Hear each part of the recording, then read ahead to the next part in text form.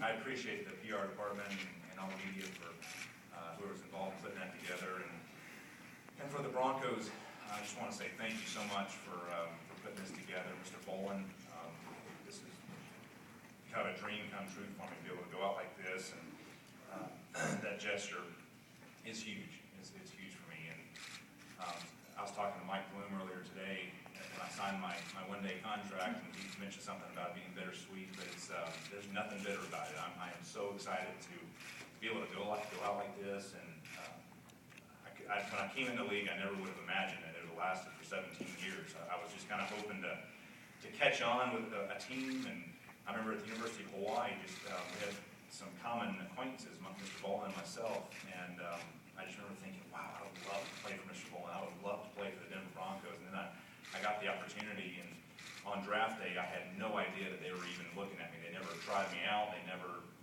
called me, nothing. And I got a phone call and said that we just took you with a third-round pick, and it was just a dream come true. And so the whole time it's been a dream come true for me. So, when some people were saying, well, why are you retiring? And so I said, when you know, you know, and I don't think I could do it now, even if I wanted to.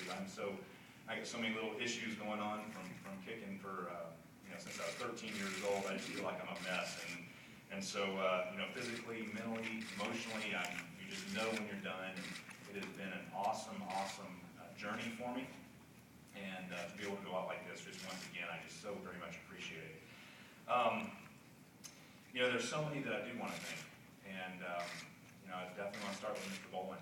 Mr. Bolin, you are an owner that has always given his players everything possible for us to be successful on the field. And that does not go unnoticed. I've been in the league long enough to hear other players and some of the complaints and here and there, and that is not true of the Denver Broncos. That is not true of your ownership, and I just appreciate what you did while I was here with Denver, and to all the fans. Mr. Bolin he's an owner that he really genuinely wants to put the best possible product on the field for this city, and somebody that you can be proud of. So, Mr. Bolin, there's no better owner.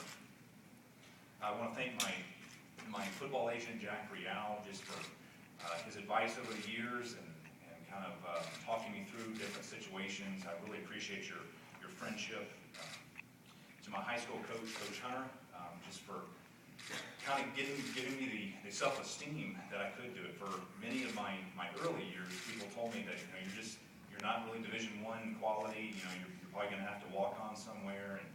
And Coach Hunter just always encouraged me and pushed different colleges that, hey, this guy's got a lot of talent. And so I very much appreciate you, Coach Johnson, for recruiting me to the University of Hawaii. And who could have asked for a better college experience than the University of Hawaii?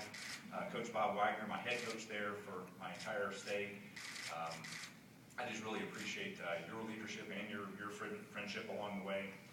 To Wade Phillips for taking a chance on a kicker out of the University of Hawaii to come to the cold weather of Denver, and for trusting me with that, and for just taking a chance in the third round on me. I'm so very appreciative for that.